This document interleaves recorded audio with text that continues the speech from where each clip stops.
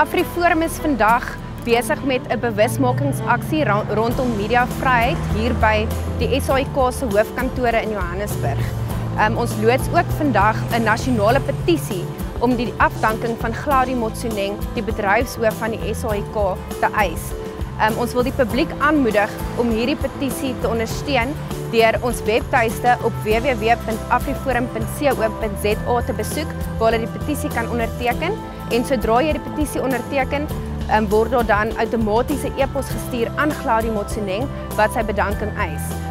Ons het ook verder vir ons regspan opdrag gegee om regstappe te oorweeg teen Gladys Motsoeneng, aangesien ons glo dat sy besluite nie strook met die grondwet nie.